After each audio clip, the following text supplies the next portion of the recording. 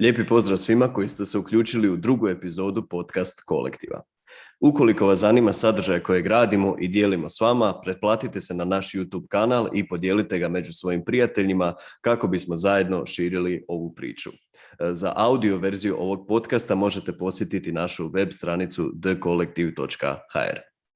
U ovoj epizodi bavit ćemo se temom neformalnih inicijativa i njihovog doprinosa zajednici. Rastući fenomen neformalnih inicijativa događa se ne samo kod nas, već i u Europi posljednjih 10-ak godina.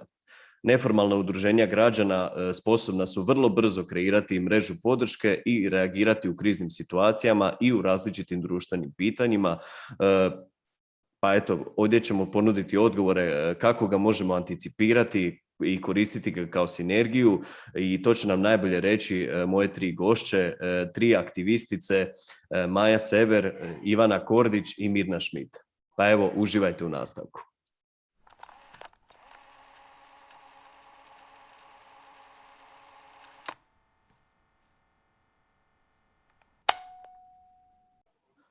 Evo, kako smo bili najavili u uvodu, sa nama su tri gošće s kojima mi je iznimna čast i da mogu popričati o ovako važnoj temi neformalnih inicijativa. Pa evo, možemo krenuti na početku sa Majom. Majo, inicijativa Ljudi za ljude nastala je zapravo vrlo spontano sa jasnim ciljem pomoći drugim ljudima i u kratkom je roku postigla stvarno brojno članstvo na društvenim mrežama i uključivanja građana. Možete mi reći kako ste krenuli i zašto je ovakav oblik udruživanja građana uopće bio potreban? Pa mislim da je ta inicijativa odličan primjer na koji način se ljudi udružuju u želji da pomažu drugim ljudima. Zapravo je naša Facebook grupa Ljudi za ljude nastala prije 3 godine nakon mog priloga u emisiji Nedjeljom u 2, kada sam pokazala kako teško žive ljudi u okolici Gline, kako žive sa 800 kuna mjesečno i preživljavaju tako da, sada već pokojni Mićo je o tome govorio, jedu kruh koji umaču u vodu i šećer. Nakon toga mi se javila Branka Bakšić-Mitić, koja je i tada bila dogradonačelnica za manjine u Glini, i kao htjela sam porazgovarati ovo ono, javila mi se moja Matea Medlobi s kojim sam surađivala već neko vrijeme na nekakvim akcijama unutar volonterskog centra Zagreb. I nas tri smo se našli na kavi. I shvatili smo da su svima, i Branki, i Matei, i meni se užasno puno ljudi javilo da bi htjeli pomoć Mići, Ljubi i tim ljudima koje sam snimala. I rekli smo, ajmo mi samo probati ljude organizirati. Otvorili smo Facebook grupu koju smo to popodne nazvali, otvorili valjda na mobitelu ili nekako, i pozvali ljude da dođu u četvrtak ispred bukse i donesu nam neku pomoć, neku hranu koju ćemo odnijeti tim ljudima. I tako je krenulo. Kroz sve ove godine okupljali smo se oko nekih obitelji, oko nekih ljudi, radili konkretne, zapravo spajali ljudi ili prikupljali pomoć. I onda se dogodio potres.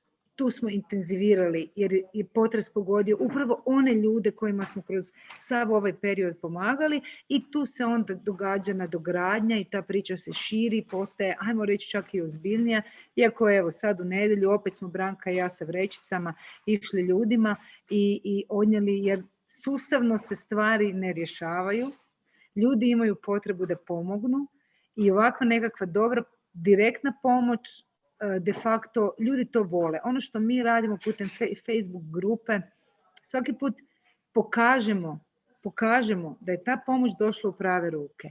To ljudima jako puno znači i zato su zapravo ostali s nama. Zapravo, sad da se nadovežem na to što ste rekli, ljudima je značajno kada se mogu na taj način uključiti i pridonijeti, pogotovo sada što ste rekli vezano za potresom pogođena područja i potresom pogođene obitelji. Koliko ljudima u Baniji znači ovakva podrška? Pa gledajte, ja uvijek kažem da je pitanje pomaganja ljudima dvosmjerna korist. Koliko mi tim ljudima pomognemo, evo sad recimo nakon potresa, jer se izgradi kućica, jer se nabavi kontejner, jer se donese neka pomoć, taj razgovor, mislim, ja sam sad bila ovu nedjelju sa gospođom Zdenkom u kontejnerskom naselju. Bila je najsretnija kad je rekla da nam hoće dati da je radila jedan kolač. Branka i ja smo prije toga jele, nismo mogli disati. Branka kaže, pa ne možemo, Zdenka. Ja kažem, ma možemo, kako ne bi mogli. To druženje, ta priča, to meni stvarno napuni baterije. Ja ponekad kažem da sve te stvari ponekad radiš i iz sebičnosti, jer zaista neke stvari ti stavi na mjesto, napuni baterije, nahraniti dušu i osjećaš se da sve to ima nekakvog smisla. Ljudima jako puno znači, ne jednom bi se dogodilo da dođemo do nekog sela skroz prema granici, sjednemo kod gospođe Ljube i ona nama kaže, gledajte, ne morate ništa ni nositi, samo dođite da malo pričamo. Tako da, nakon potresa svi ste vidjeli šta se događalo.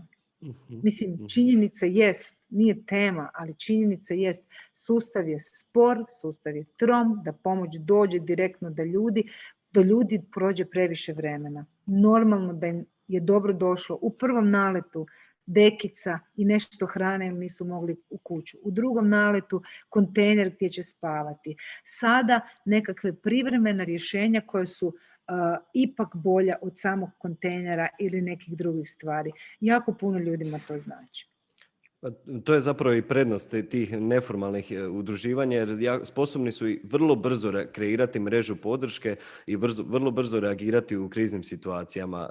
Sad ovo sada što ću vas pitati me stvarno zanima iz te neke intrizniše zapravo želje u našim neformalnim inicijativama koje imamo. Možete li reći kako to da ste sve do nedavno ostali neformalni, koliko je moje saznanje, sada se kreirala humanitarna udruga Ljudi za ljude. Što je bio taj presudni faktor, ajmo reći, da se formalizirate? Da, ovako, gledajte, svi mi imamo svoje poslove.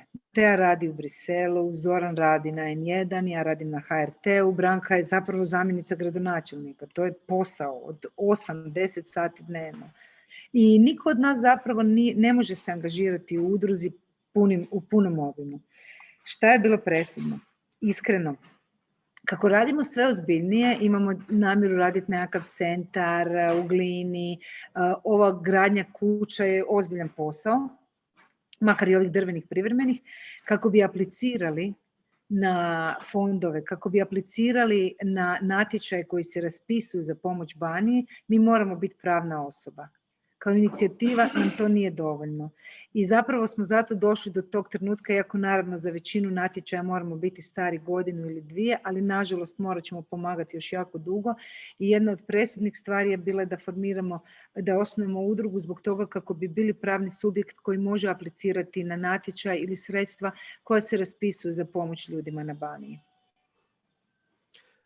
Da, to je nešto što ćemo zapravo pitati i Mirnu, a i Ivanu vezano za uključivanje u njihove neformalne inicijative, ali evo sada bi volio ostati u temi zapravo Banije, u temi zapravo potresom pogođenih područja. Ivana, imamo u ovom podcastu još jednu inicijativu koja je bila aktivna u pružanju izravne i neizravne podrške i pomoći zajednicama u Sisačko-moslavačkoj županiji, a to je riječ o inicijativi Sloga, platforma samoorganiziranih volonterki i volontera. Pa eto, vrlo slična polazišna točka, kako se dogodio početak, kako su se ljudi udružili, kako je izgledalo to u prvim mjesecima, kako vaše djelovanje izgleda danas? Pa evo, mislim da je super da se baš na Maju nadovežem, jer je nekako mislim da meni je apsolutno interesiran rad inicijative Ljudi za ljude. Kada ste kretali sa Mateom, sam još radila u volonterskom centru u Zagrebu, znam kako je to nekako bilo u početku i zapravo mi je prekrasno koliko ste godine uspjeli u tom neformalnom obliku izdurati, da tako kažem, zato što znam da to ima svoje prednosti, ima svoje baš izazove.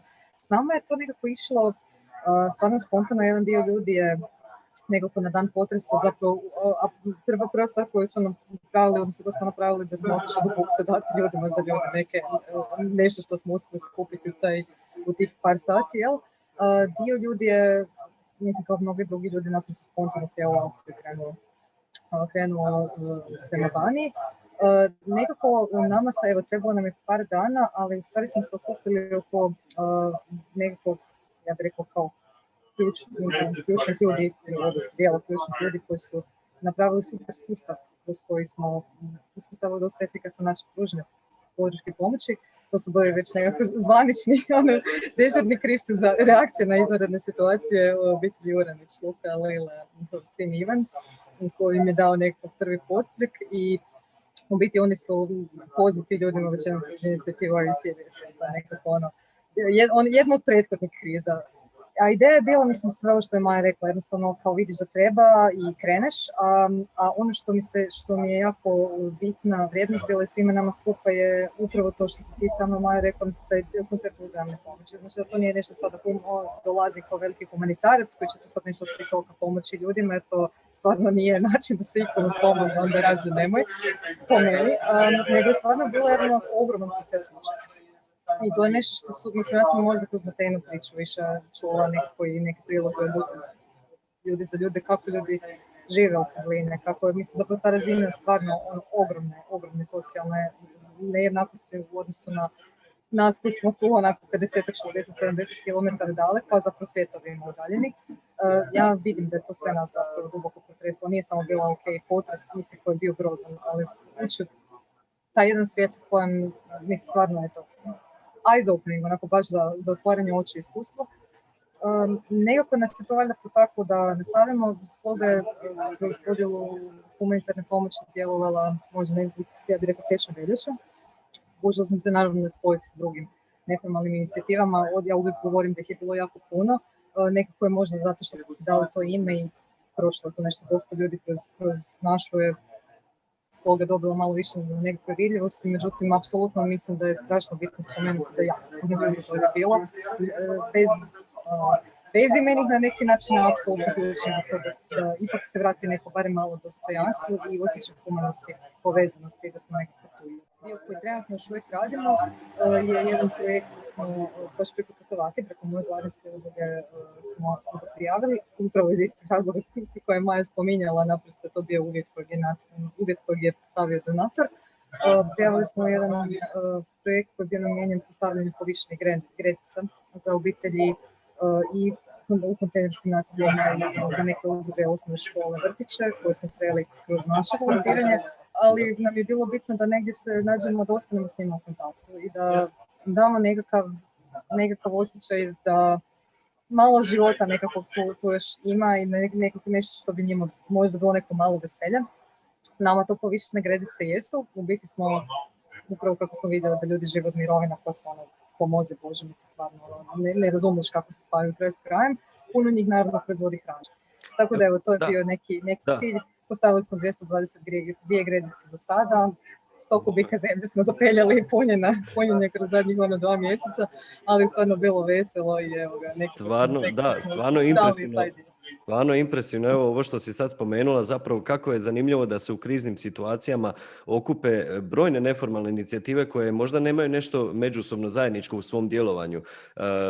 Sad ćemo zapravo čuti od Mirne kako zapravo postoje brojne neformalne inicijative koje nemaju nužno u sebi tu komponentu primjerice socijalnih pitanja ili zaštite okoliša, nego se recimo bave udruživanjem jedne skupine građana kako bi svoje mjesto učinili boljim mjestom.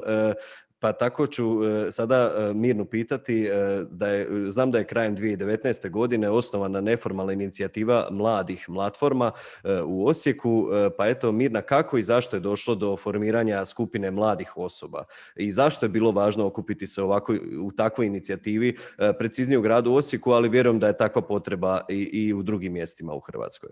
Ja ću se vratiti na ovaj dio koji je Maja spomenula na početku, da je zapravo postojala neka i sebičnost možda u tom udruživanju, jer si zapravo punio svoje baterije. Kod nas je ta sebičnost nekako išla u onom smjeru da je barem ljudima koji su se tada okupili, a to smo bili Nikica Torbica, Mirna Šostarko i ja, trebala ta nekakva međuvršnjačka podrška. Mi smo svi još bili relativno mladi članovi organizacije civilnog društva u našem gradu i a dovoljno veliki da se nekako okuražimo možda napraviti korak naprijed. Činilo nam se važnim da možda o pričama mladih i o temama mladih zaista govore ti neki mladi. Iako mi jesmo tada već bili u krajem 20. godina i zakonski smo se vrlo blizu, to jest približavali tim nekim 30. godinama, neki su u međuvremenu postali i u nekim drugim ulogama sada. Ali nam je bilo važno zapravo da o mladima pričaju mladi i užasno nam je išlo na živce što se cijelo vrijeme govorilo to da su mladi naša budućnost, a negdje smo mislili o tome što je sa mladima koji žele danas i sada djelovati. Trebamo li mi proći još neko vrijeme da bi neko pomislio na nas i što je onda u tom nekom zrakopraznom prostoru mladih danas. I onda s druge strane zapravo nam je bilo važno da mladi koji se onda priključe nama u kasnije toj neformalnoj inicijativi koja sada broji 8 članova tog nekog koordinacijskog odbora, kasnije nam se vrlo brzo priključuju i drugi mladi koji su radili u organizacijama civilnog društva. Bilo nam je važno da ta neka baza naših članova i podržavatelja zapravo ima osjećaj pripadnosti toj nekoj neformalnoj skupini mladih, ali više iz onog nekog društvenog segmenta, jer znali smo i negdje smo čuli iz rada na terenu da mladi se udružuju više iz interesnih razloga, ali kad kažem interesnih onda mislim na priključivanje recimo u neke političke stranke ili u savjete mladih koji jesu bili nekako jedino mjesto za udruživanje mladih, ali bilo nam je važno negdje naglasiti da se mladi mogu udružiti u neformalnom okruženju i da ne moraju nužno imati veze sa stranačkim opredjeljenostima, ali da mogu djelovati politički. Bilo nam je jako važno da ta riječ politika zapravo se nekako sljubi sa mladima i da pokažemo da postoje neke određene skupine mladi, to jest mladi koji ne bježe od političkog angažmana. I evo tako smo se onda 2019.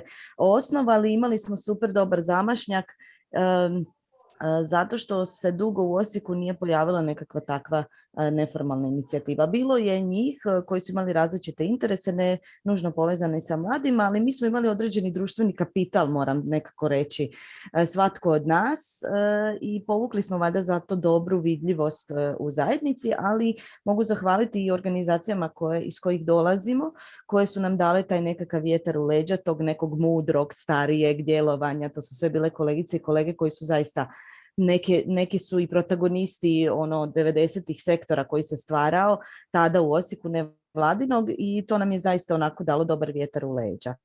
I onda nas je snašla ta nekakva COVID godina 2020, ali smo se super dosjetili da zapravo možemo hrpu naših aktivnosti raditi i online, jer jedna ideja je bila da platforma pomogne mladima koji su imali nekakve ideje za aktivističke nekakve akcije, intervencije u zajednici, a nisu znali na koji način da to ostvare, a jednako tako i htjeli smo stvarati nekako kvalitetniji medijski sadržaj jer nam je zaista išlo na živce da se mlade uspoređuje sa vrlo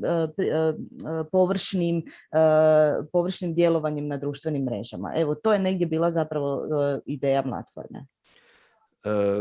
S čime ste posebno ponosni u svom relativno kratkom djelovanju? Dakle, što je nešto što je zapravo highlight ovako u ovih 1.5 godina od kako je platforma djeluje, što ste uspjeli konkretizirati u zajednici, na koga ste uspjeli utjecati? Pa nedavno smo evo baš prošle subote zapravo imali jedan godišnji sastanak sa koordinacijskim odborom i zapravo smo vidjeli da smo odradili super stvari, mogu reći ovako neformalno razvalili smo tu 2020. godinu i dobar dio 2021. bez obzira što smo svi imali vezane ruke i mislili smo da će nam zapravo 2020. proletiti u izolacijama i gledanju u ekran. Mi smo odradili upravo suprotno i zaista sam ponosna. Kao prvo, zato što smo pokazali da 60-ak mladih zaista je pronašlo mjesto, svoje člansko mjesto ili podržavateljsko mjesto u platformi. Od njih imamo čak 20 aktivnih. Ja mislim da je to odlična brojka za jedan grad poput Osijeka. Druga stvar, mi se čini važnim pokazati da i jedna manja sredina kao što je Osijeka, da pritom nije možda Zagreb ili Rijeka koji uvijek nekako su predstavljeni kao malo ipak progresivnije zajednice, ima takvu jednu inicijativu. Unutar 2020. smo zaista odradili super dobre stvari. Počeli smo sa intervencijama u prostoru poput uklanjanja govora mržnje na pročeljima grada i to je bilo super jer je zapravo grad, lokalna samouprava je pristala biti dobar partner i to nam je jako važno jer smo zaista pokazali da mladi mogu surađivati sa lokalnom samoupravom i da možemo imati zajedničke interese. Odradili smo na nekoliko lokacija akcije grafitiranja govora mržnje i tu je mladima to bilo super.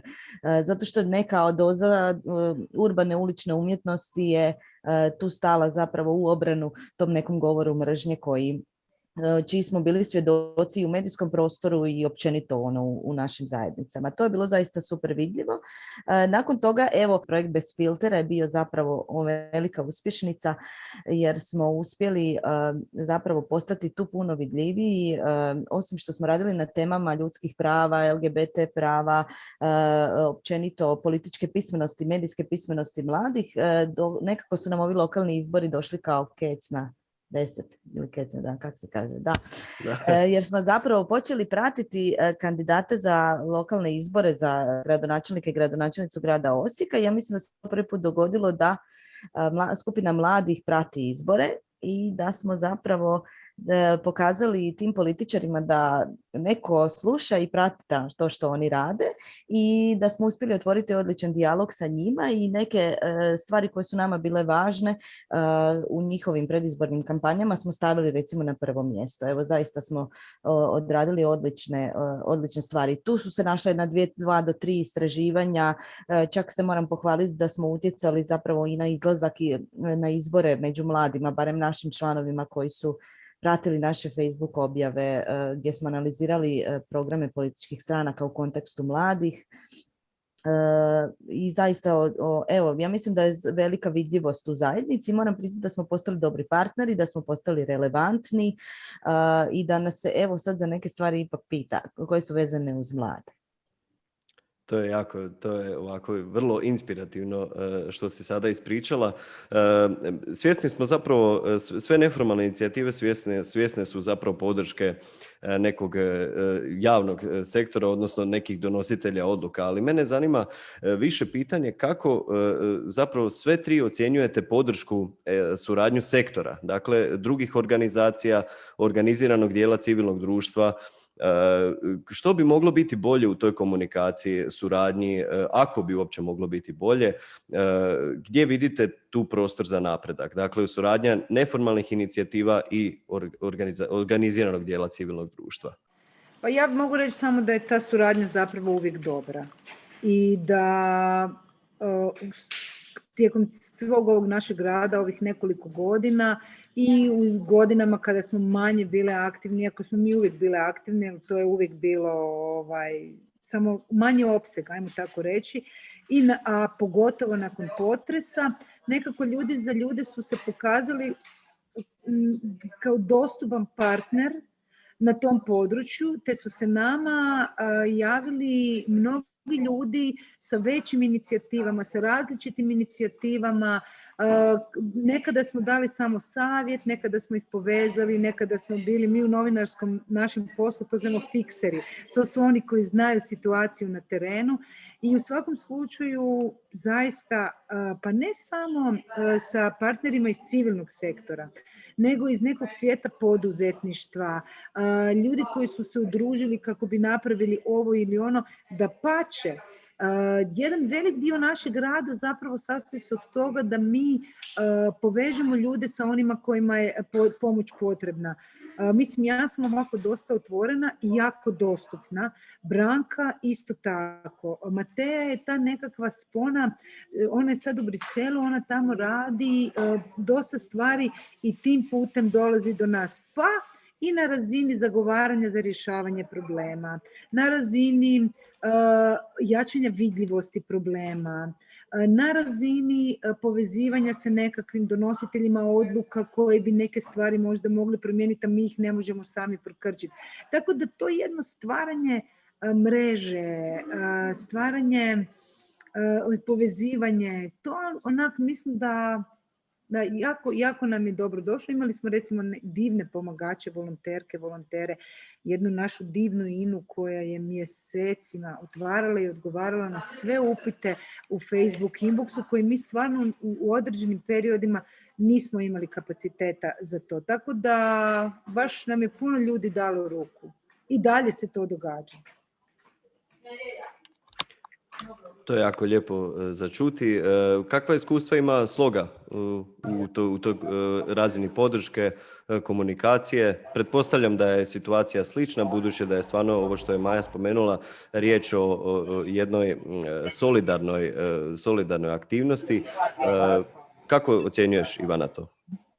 Ma da, mislim, apsolutno se slažem s Majom. Mislim, dio koji je, ja mislim, ko snaga zapravo neformalnih inicijativa je to što kad nemaš pravnu osobnost, naprosto se reagiraju. Mislim, možeš neke stvari odraditi bez da misliš joj sad kako ću, ne znam, ovaj trošak pravda kojem računu ganjati ljude da ti podnose nekakve izvještaje, papire, plaćanja. Mislim, to su sve stvari u kojima zapravo ne razmišljaš. Mislim, idemo svi skupa i ok, uložit ćemo svoje vrijeme, vrlo često ćemo uložiti nekakav novac u smislu pokrivanja troškova tih naših aktivnosti i ne propituju se baš te stvari koliko se radi na razini formalnih udruga. I mislim da je to jako velika prednost i nešto što komplementira rad formalnih, jer ovo organizacije neke su udruge.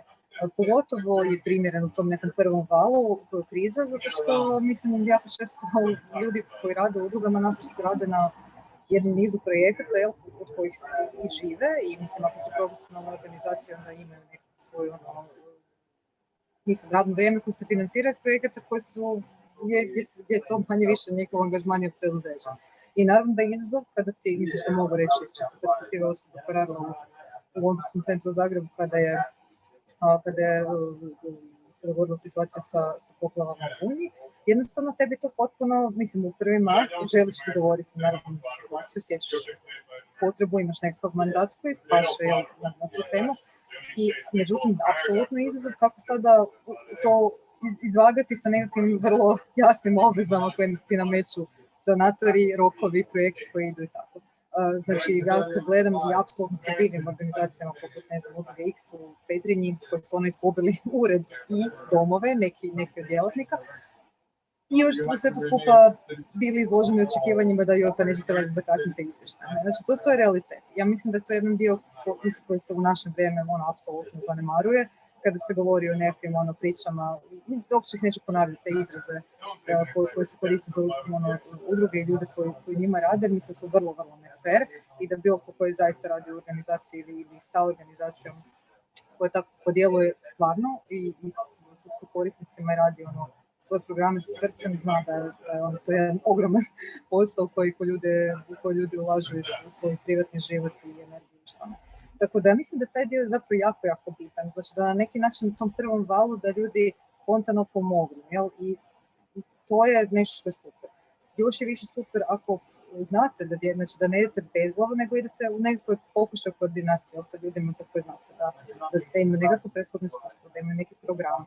Znači nama su volonterski centri recimo bili apsolutno prvi korak. Mislim, počeš pitati što ljudima treba ako nećeš organizacije koje rade tamo svaki dan.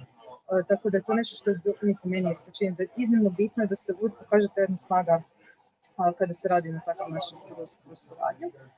Međutim, ono što je isto tako bitno je prepoznati ko su neke ograničenja takvih inicijativa. Maja već spomenula nešto na početku, znači jedan dio financija, znači ako želiš biti transparentan, radiš sa javnim novcem ili sa doniranim novcem privatnih osoba, mislim, želiš ljudima pokazati to odlaze tamo gdje odlaze. I mislim da je primjer ljudi za ljude super. Znači, vi ste imali čisto onako na licu mjesta, vidi se gdje je to otišlo. Ali to je nekakav tip dokaza koji, nažalost, ja mislim, ili pa ja bih rekla, nažalost, ne prolazi kod većine donatora, jer jednostavno traže nekakav transakcijski račun, gdje si ti to potrošio, šta se dogodilo, još 7 dokaza u 100, ta fotografija je često je jedan od njih, ali nije blizu nešto što može opravdati neke sredstva. I to je onaj moment gdje udruge preuzimaju. Ja mislim da je to nekakva stvarno logika kako je teče krizna situacija, od nekakvog first response do nekakve stabilizacije i oporavka. Rekao bih da u tom prvom valu su stvarno inicijative neprocjenjive i nužne, ali da nekako je vrlo realno gledati i priznati da s vremenom, ako želiš dugoročno djelovati, da ti treba nekakva formalna struktura. Tako da je ta suradnja nešto što je vrlo spontano. Bilo da se udruga dogodi na način da to izađe, iz nekog djelovanja koje je bilo ranije spontano i volontersko, ili da naprosto se ljudi priključe nekoj postojećih udruga, ako na tom području s kojim želite raditi on postoji. Mislim, Dakle, jedno i drugo nekako se svede na to da ćete potražiti neki vjerojatno način da se formalizira. Dakle, sve zapravo ovisi o tome koliko će sama inicijativa nastaviti se širiti, nastaviti okupljati građani ili oko nekog problema zapravo koliko je financija tu potrebno kako bi se nekakva problematika društvena mogla riješiti. Ali zapravo, Ivana, evo čuli smo sada da zapravo i formalno to udruživanje ima neke svoje mane u odnosu na neformalna udruživanja. Evo primjer je to stalno neko dokazivanje nekome ili nečemu vezano za vaše djelovanje, a recimo ovo što si spomenula kako Maja recimo i njihova inicijativa radi, pa i Platforma, pa i Sloga, dovoljno ljudima samo dati taj neki vizualni dokaz ili nešto da povjeruju da je zapravo da je to što radimo transparentno, otvoreno. Jedino sad oko tih formalnih udruživanja to je jedna puno kompleksnija procedura. Mirna, ti si već spomenula bila da ste kao inicijativa vrlo zadovoljni podrškom civilnog sektora u gradu Osijeku. Kako ste zadovoljni podrškom drugih organizacija koje nisu nužno vezane geografski uz područje vašeg djelovanja? Dakle, kako oni komuniciraju zapravo vaše djelovanje, koliko su zadovoljni da se pojavila nekakva takva inicijativa mladih u Osijeku, u Hrvatskoj? Pa, možda imamo jako dobru suradnju sa sektorom općenito, jer jesmo negdje u suštini mi zaposlenici nekih organizacija civilnog društva, pa nam je to bilo dosta lako. Možda smo bili u privilegiranom položaju, ne znam, ali smo ga svakako iskoristili.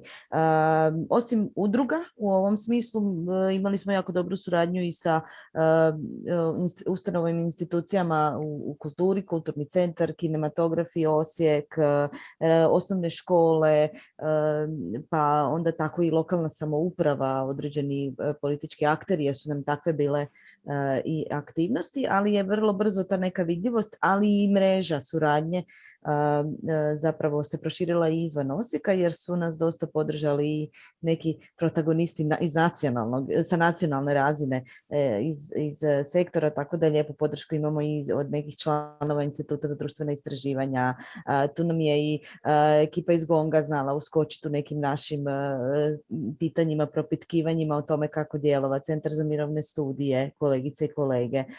Imamo tu neku bazu zapravo podržavatelja i potencijalnih suradnika, tako da i zapravo smo se jako iznenadili kad su nas doslovno tapšali po ramenu i hvalili da smo imali muda, slobodno ću se izraziti, udružiti, jer nama nije bilo jasno kako da sad to nije postojalo, možda, evo kažem opet u Zagrebu, jer ne postoji neka kritična grupa mladih, ali očito da ne, ne znam. Tu se javila i ekipa Karlovac, ako se ne varam, Bruno, ispravi me, znaš možda bolje nego ja, koja je u fazi nekog formiranja neformalne inicijative, pa i mi služimo kao primjer dobre prakse. Hoću reći da smo vrlo brzo postali primjer dobre prakse, a radimo godinu dana i nismo mogli vjerovati je li to zaista toliko dobro i vidljivo, jer smo često bili jako samokritični zapravo i cijelo vrijeme se pokušamo vratiti onako po prstima lupic da možda nešto nismo dobro odradili ili da na nešto na što smo reagirali je bilo ovako ili onako, da je moglo bolje. Ok, moglo je uvijek bolje u nekim našim akcijama, ali zapravo smo imali jako dobar feedback zajednice o nama i to nam je dalo zapravo dokaz dokaz da idemo u dobrom smjeru i da nešto poput platforme treba postojati u jednoj lokalnoj zajednici. Tako da mi se čini da jedino što mislim da negdje nedostaje je ta zapravo politička kultura, jer platforma više je neka zagovaračka inicijativa. Čini mi se da smo upali u neku petlju jer pokušavamo koristiti demokratske alate u možda još nekim situacijama u kojima se oni nisu navikli koristiti, pa onda mi se čini da nam treba još malo podrške, ali zapravo mislim da smo na dobrom putu i da zapravo spajamo taj neki formalni i neformalni Mhm. sektor. I siguran sam da će takva podrška i doći s vremenom. Evo, sad smo se stvarno dotakli većine toga kako zapravo neformalne inicijative funkcioniraju, ali ono čega se nismo dotakli, što je meni isto zanimljivo za čuti iz vaše perspektive, a i siguran sam gledateljima, kada se neformalne inicijative osnuju, pogotovo u kriznim situacijama, kada smo svjedočili posebnoj važnosti neformalnih inicijativa, kako se donose odluke u takvom nekakvom horizontalnom settingu? Kako neformalne inicijative onda funkcioniraju? Dakle, kada nije riječ o tim nekim klasičnim menadžerskim, hijerarhijskim pozicijama, mislim da je to nešto važno čega bismo se trebali dotaknuti, pa ako mi možete dati feedback vezano za takav horizontalni setting i donošenje odluka. Hoćete da opet ja prva budem? Ma kako god može. Dakle, možda bolje da ne znate. Upravo to. Pa, ja ću sad govoriti o ljudima za ljudi, o tome kako mi funkcioniramo i nakon što smo formirani kao udruga, nije nam se ništa tu puno zapravo promijenilo. Nemamo mi neke velike obveze, još nismo ušli ni u kakav projekt. Jedino što imamo račun u kojem imamo 2 odvojene stvari gdje nam neki ljudi pomažu da uredimo tu kuću gdje ćemo imati udrugu, ili dalje imamo neku specifičnu akciju u kojoj ljudi, mislim i dok smo bili inicijativa znali smo pri uredu gradskom pokretati konkretne akcije za Dragana, Peru, Perića, što je zapravo super stvar jer vrlo transparentno se onda novci troše i idu, mogu ići samo na to. Mi volimo da bude to sve čisto, jasno i glasno. A funkcioniramo zapravo komično, što kaže možda bolje da ljudi ne znaju, ali nekako jedna od naših najjačih prednosti jest iskrenost i otvorenost. Imamo svoju malu Facebook grupu koju često zapravo mijenjamo, jer kako je recimo došao potres, onda se jako proširila ta grupa. Onda smo skužili da svašta pišemo, da više ni ne znamo koju u toj grupi, pa onda imamo veliku grupu i manju grupu ovih originala, u kojem se onda i psuje i svašta i zapravo se cijelo vrijeme dopisujemo, komuniciramo privatno, ono što radimo, konzultiramo se. Moram priznati da se Branka oko mnogih stvari konzultira s nama, imamo nekakvo povjerenje, svak kaže svoje mišljenje, ta mišljenja nisu uvijek ista, ne idemo u istom pravcu, raspravljamo i na taj način se dogovaramo. Svako od nas je različit, moj muž je recimo u toj grupi, on je ovako jedan ozbiljan čovjek koji razmišlja poslovno, tako da on uvijek zna biti hladne glave sa nekakvim savjetima što je moguće, što je nemoguće. Neko od nas zabuca strasno i ovako, ali jednostavno na jednoj običnoj svakodnevnoj komunikaciji u kojima sve stvari protresamo otvoreno i iskreno. I to je to. Ponekad kad je frka, onda samo Branka napiše moramo se naći. Onda se sjednemo, onda razgovaramo o tim nekakvim stvarima. Gle, najvažnije u tome, niko nema figu u džepu, nikog ne vodi njegova korist. Nema straha, jer imamo zaista povjerenja. 3 godine smo zajedno. I to je najvažnije. I tako donosimo neke odluke koje su velike zapravo, do onih odluka koje su najmanje. Kom će ići koji krevet, jer ovima stvarno treba to ili ne treba. Ali znaš, to je do toga, ljudi treba nam pod hitno kitlima, ovi će izgorjeti u kontejneru i onda krene. I to povjerenje, ta iskrenost i otvorenost je zapravo to što nam drži glavu iznad vode i zbog čega funkcioniramo. Dakle, toliko različitih ljudi na jednom mjestu, a nekako se uvijek posloži da svačija prednost postane ključna. Mislim da je najvažnije to da niko nema figu u džepu i da je svima interes isti. A interes je pomoć tim ljudima na ovaj ili onaj način i onda uspijemo sve stvari koje dolaze, pogotovo nakon potresa, mnoge su se velike stvari tu događale, uvijek neko povuče, neko vidi šta bi, kako bi mogli nešto nam fali, pa uvijek baš upravo u toj različitosti ima ljudi koji onda imaju ili ideju, ili dostupnost, ili povezanost i tak rješavamo stvari. Eto.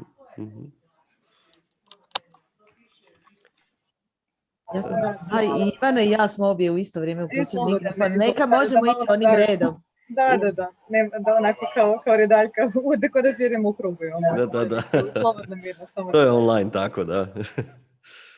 Pa, imala sam potrebu brzinski se uključiti odmah, jer zapravo mi je super sad ovo smiješno i simpatično, jer smo nedavno promišljali isto o načinu donošenja odluka u našoj inicijativi, kako to sve treba izgledati.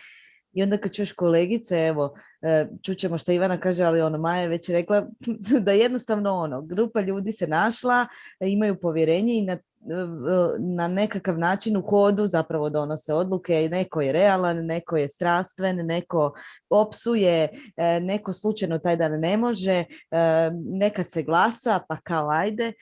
Zapravo ima različitih načina donošenja odluka i mislim da su svi ispravni. Sad zapravo mi je ovo potvrda, zanima me što će Ivana reći kako kod njih funkcionira, ali zapravo ovo potvrda da i na neke zapravo nehijerarhijske, nesložene načine možemo funkcionirati. Jer je nam interes sličan, donekle isti i zapravo smo svi intrinzično motivirani i znamo što u suštini, zapravo znamo za kog je odluka koju donosimo i znamo kakva ona treba biti. A kako ćemo doći do toga je možda manje važno. I mi imamo jednu veliku Facebook grupu, pa onda imamo malo manju, pa onda imamo jedna grupa sa onim članom koji ima rođendan, pa dogovaramo i poklone, pa onda otprilike isto na privatnoj razini komuniciramo, postali smo zaista prijatelji, podržavamo se, imamo, neki dan smo ju nazvali, imamo čuvaricu fokusa, kolegicu koja nas vraća nazad na temu, imamo čuvara vrijednosti, kolegu koji uvijek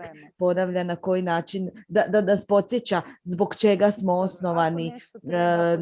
Moja uloga je ta neka idemo sad svi zajedno, ja sam ta možda koja onako malo ko lokomotiva huška, nekad me trebaju spustiti na zemlju, ali ima nas svakojakih i zapravo da, evo, mislim da možda ni ne treba, pokušali smo formalizirati način donošenja odluka, ali mislim da zapravo zato što ga nemamo je on i efikasan.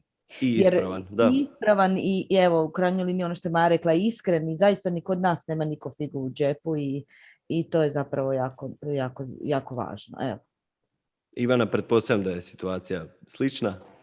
Da, mislim, mi smo, u stvari, ja sam kroz jednu formalnu organizaciju, čiji smo ovakav član, naučila sam taj jedan pristup, odnosno vrijednost, ajmo tako reći, od donošenja odluka koji se zove duoklisi i to mi se strašno sviđa. Znači, u principu je pravilo da ako ti imaš neku ideju i nađeš dvoje ljudi koje možeš mobilizirati oko te ideje, go and do it, znači duoklisi. Jednostavno, znači, samo poanta da ako si nešto inicirao, da nije ono na razini ja dao ideju pa kao neko drugi to, ja sam sve posao odradio, neko drugi to operacionalizira, nego ok, imaš ideju, uspio si dobiti još dvoje ljudi da nešto napraviš, ali kreni.